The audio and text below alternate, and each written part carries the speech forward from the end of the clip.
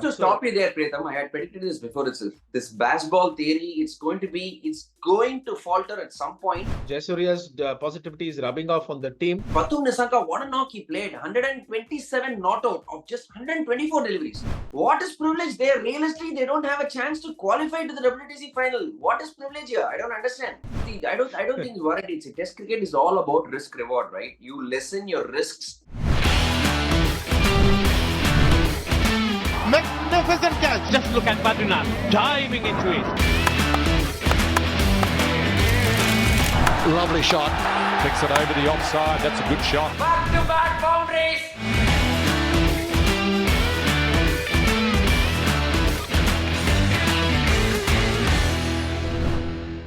Hello and welcome to Cric It with Badri, another episode of Cric Debate. We have Pritham with us. Hi Pritham, how are you doing? Hi Badri, how are you doing? Very well, thank you. This is S. Badrinath with you, and this video is presented to you by DIVO News. Today we are going to talk about an historic victory.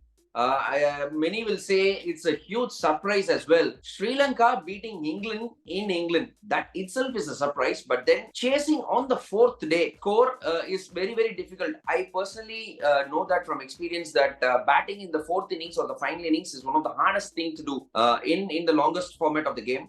And that Sri Lanka have achieved and beating England. What a victory, Pritham. 2-1 victory to Sri Lanka. Did you expect it at all? No, Badri, not after the way they collapsed in the second innings of the first test. I didn't expect this. But to be fair, Sri Lanka are the last Asian team to have won a series in England. They won in 2014. And, that was a much younger side than this. I think Sri Lanka played well in the third test, but to be completely honest, if you look at it purely from an analyst point of view, Sri Lanka will think this is an opportunity miss because I think they didn't play their best 11 till the third test. Somebody like a Nissanka who came and anchored their first innings and then scored a runner ball 100 in the second innings. Can you believe it? He was dropped in the first test. He didn't play the first test. So they didn't have their best 11 up front, which a lot of touring teams make a mistake when they go overseas. But combination is very, very important as far as Sri Lanka goes, because as far as any team goes, any format goes, I think once you get the combination right, then everything else follows. Hats off to Pathum Nissanka. You mentioned it briefly. It's not a small victory as well, Pritham. It's an 8-wicket victory.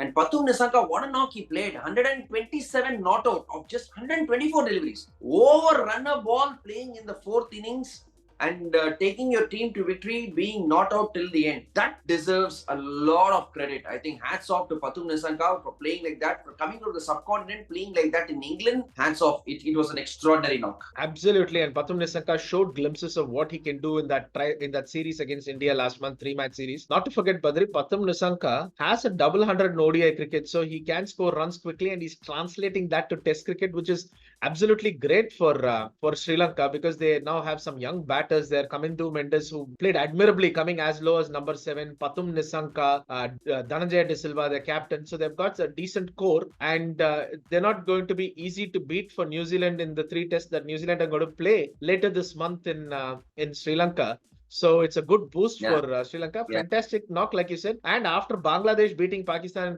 Sri Lanka winning a test is great. Although they didn't win the series, winning a test is great. Yeah, 4th test win for them on English soil for Sri Lanka. Talking about left-handers, Sri Lanka have a great history of left-handers, and even the current team has a lot of left-handers. There is a coach who is there as well, Sanath Jayasuriya. I think his positive influence is also there on the team. Him being a left-hander, he was also a flamboyant player, fearless cricketer. He seems to be very relaxed and calm and composed, and that is probably rubbing onto the team. They're playing with a lot of freedom, these batsmen. I get that feeling. Yeah, absolutely. And Jayasuriya's credentials, I mean, we don't need to even talk about that. He was definitely a Hall of Fame cricketer. And Jayasuriya's positivity is rubbing off on the team. I just wish Sri Lanka can build on this momentum and continue a good string. Because surprisingly, if they lost to Pakistan at home, which is surprising considering the way Pakistan are. So hopefully they'll bring some consistency in. I think they need consistency in selection also. They don't persist too often with their younger players, and hopefully Nissanka gets a longish run. But I also want to ask you one thing, Badri, this baseball. England are in a hurry, either to win very quickly or lose very quickly and go and play some golf. This Their second innings lasted, the second innings they scored 156, lasted merely 35, 36 overs. You cannot play Test cricket like that, and they make statements saying people should be privileged to watch us play Test cricket. Keep in mind, you are 8th or 9th in the ICC Test standings, so you're acting as though you won the WTC twice and you have a great record. Just to stop you there, Pritham, I had predicted this before itself. This baseball theory, it's going to falter at some point. Only a matter of time, because see, there is no set plan in cricket or any sport. You just get you also play golf, Pritham. You know, once you go on to the course or once you go on to the cricket field, after that the conditions and the situation dictate play. That is what sport is all about. You can't just say that I'm going to play at 5 runs per over. I am going to play at 6 runs per over. If the conditions are bad, then you have to adapt. If the bowler is bowling well, you have to adapt. It's on the goes. That is the way sport is. You cannot say that I'm going to play this kind of cricket, and definitely nobody can say that you are privileged to watch me play like that. Come on, nobody. England is not. They are not that good. Let's be honest. And talking about England, Pritham, what is privilege there? Realistically, they don't have a chance to qualify to the WTC final. What is privilege here? I don't understand. They along with West Indies and a few other countries. Let me just check which are the countries that they might not qualify. England might not even qualify, along with West Indies probably. Yes, West Indies, and few other countries. I'll come back to it. But Pakistan also.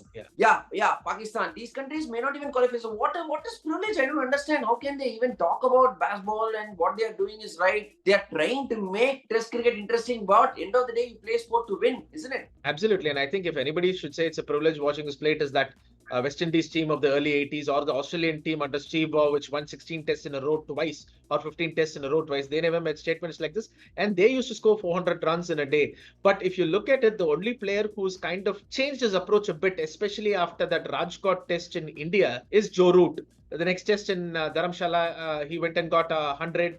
And now again, he's got about 300s, 400s against West Indies and Sri Lanka. So he said, okay, you guys play the helter-skelter way. I'll go back to scoring 100 of 160 balls, which is what he did. I don't know if he had a chance to watch this. I'm nursing some illness, so I was at home watching these games. And Dan Lawrence in that second innings, he was slogging his way through, and Harry Brook in the first innings. Come on, the first day of a test match, you cannot get out caught at deep point after having been dropped in the previous ball.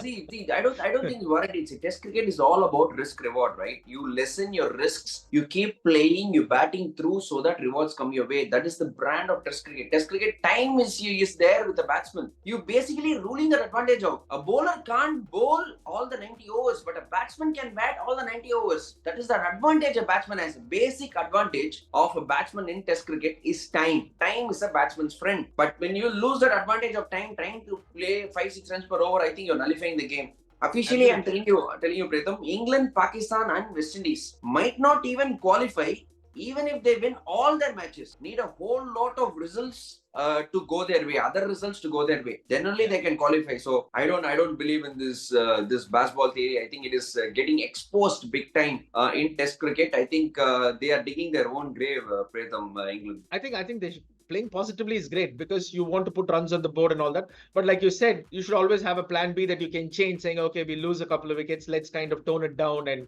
maybe they're not doing that. And anyway, but full credit to Sri Lanka, like you mentioned, for pulling this victory off. They won in the Oval before, I think it was 1998 when Murali took 8 or 9 wickets in an inning. So it is great to see Sri Lanka winning at the Oval again.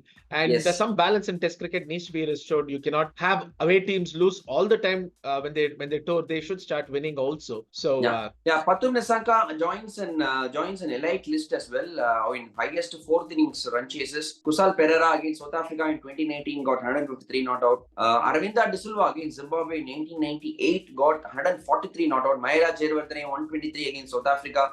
In 2006, Karunaratne 122 again in 2019. So he joins an elite list, and he joins another elite list as well, because 4th innings getting 100, winning the Test match hasn't happened very often.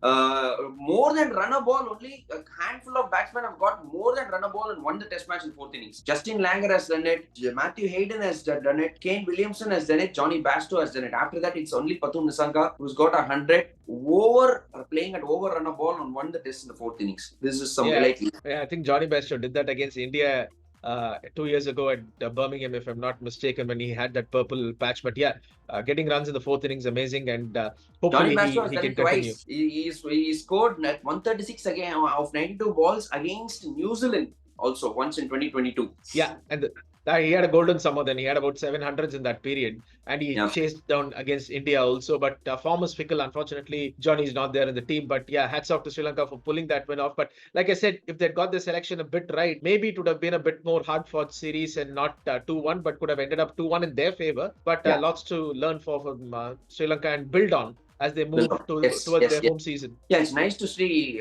Sri Lanka get a victory because their cricket has been going through a transformation phase for quite a while now. I think they needed some sort of a boost, some sort of a change. It's good to see them do well. I think new coach, young team, young batsmen, young players doing well is really good for Sri Lanka. But really unfortunate for England. See, I really like England. The quality of players that they have in their side, I think it's tremendous.